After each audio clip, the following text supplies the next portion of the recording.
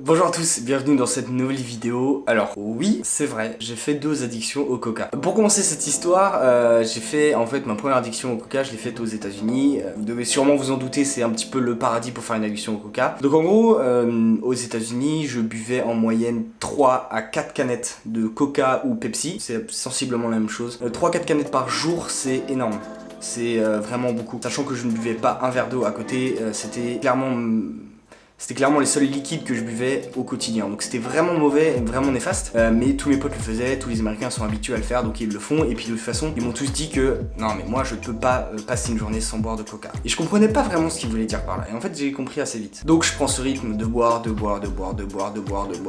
Et un jour je me dis bon ok là faut peut-être ralentir un peu parce que c'est mauvais, je me sens un peu coupable de le faire. Donc on va ralentir la dose et puis on va progressivement arrêter. Donc je ralentissais ma consommation de Coca-Cola et de Pepsi. Et un jour je me suis dit vas-y demain je bois pas de coca. Ça va me forcer, je me force demain pas de coca. Pendant une semaine pas de coca, comme ça va me forcer, ça va faire du bien à mon corps, tout ça. Du coup voilà, je vais me coucher, le matin je me réveille, nanana, je me force à pas prendre du coca parce que je buvais du coca dès le réveil, très mauvais. Je me force à pas en boire et c'était une journée de merde en fait. Vraiment, on n'a rien fait de particulier, on est allé au magasin, mais j'avais la flemme en fait. J'avais la flemme, j'étais tout mou, j'étais comme ça toute la journée. Dès que je me levais un peu trop longtemps, j'avais la tête qui tournait, je levais les bras, j'étais pas bien, j'avais les jambes qui tremblaient, j'avais faim, c'était vraiment bizarre, j'étais vraiment pas bien, j'étais faible en fait. Mais le petit Léandre, il n'a pas fait le lien tout de suite.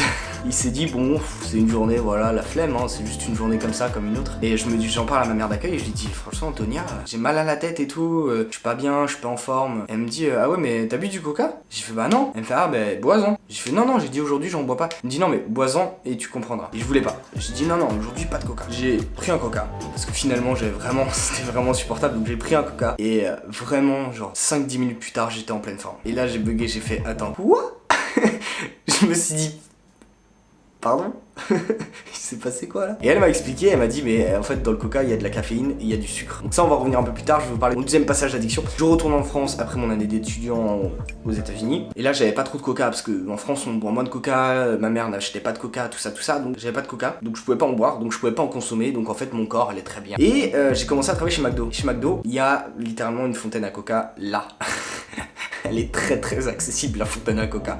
Alors même si c'est du coca coupé à l'eau et tout ça, tout ce que vous pouvez dire. Coca du McDo c'est pas du vrai coca mais il y a quand même une dose de sucre et de caféine suffisante pour que ton corps il se redise ah that's my boy. Et en fait c'est comme le principe des addictions, une fois que vous en avez fait une, le corps est très facilement vulnérable et il retombe très facilement dans cette merde. Et là je me rends pas trop compte, je me dis que de toute façon ça m'arrivera pas au corps, ça m'est arrivé une fois, là je fais attention, je vais me limiter. Et je reprends un peu ce rythme de boire une canette par jour. Et puis peut-être une deuxième par là. Et puis tiens une petite troisième ça fait du bien. Et à peu près même réflexion, un jour je me dis quand même attention on va réduire, est-ce qu'on va faire le test? Et pareil. Et là je me dis merde, vraiment une flemme mais phénoménale. Donc là en fait entre le McDo, j'avais mon salaire, je m'achetais du coca et tout, vraiment je suis retombé dedans directement. Et c'était très mauvais. Et depuis j'ai essayé d'apprendre de mes erreurs.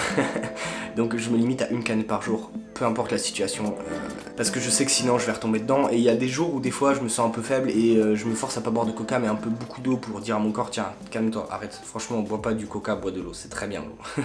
Surtout que je travaille en restauration et j'ai des canettes de coca à disposition. Du coup je me limite vraiment à une par jour parce que si je fais pas attention, je sais très bien que je suis capable d'en boire 2, 3, 4, 5, 6.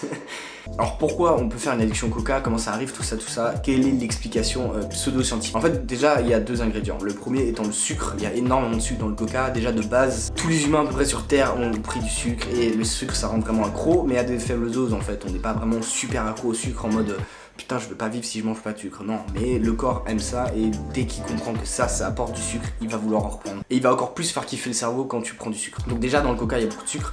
Si tu habitues ton corps à prendre, du coup dans une canette de coca il y a 35 grammes de sucre. Si tu habitues ton corps à recevoir 35 grammes de sucre tous les jours et vraiment un rythme comme ça, ou voire plus, parce que tu peux en prendre 2, 3, 4, bah déjà il va vouloir cette dose minimum. Et en plus de ça, il y a de la caféine dans le coca et la caféine c'est un peu comme le café. Si vous avez des parents qui boivent du café, ils doivent souvent vous dire pas démarrer ma journée sans boire mon café parce que en fait je sais pas vraiment, c'est pour ça que je voulais un médecin dans ma vidéo ou un scientifique. Je sais pas pourquoi la caféine ça rend fou, mais si on n'a pas sa dose de caféine, on ne peut pas démarrer une journée journée, on est vraiment tout mou, tout faible, on a la flemme de tout, et c'est pour ça que le café, tout le monde en boit en fait. Moi j'aime pas ça, mais du coup je compensais le fait de ne pas boire du café en buvant du coca. En fait j'ai vraiment habitué mon corps à avoir cette dose de caféine et de sucre mélangé, et je pouvais pas arrêter. Si j'avais pas ma dose de caféine, je pouvais pas démarrer ma journée. En fait c'est exactement ça. Et je suis quasi sûr, j'ai pas fait le test parce que ce serait débile, quasi sûr que j'aurais pu combattre ces addictions de coca en buvant du café à la place, et je pense que le corps aurait été tout à fait satisfait. Donc ouais, en fait l'addiction au coca c'est quelque chose de assez sérieux en fait. Alors pourquoi une addiction au coca ça peut être grave? Déjà ça peut amener plein de problèmes de santé,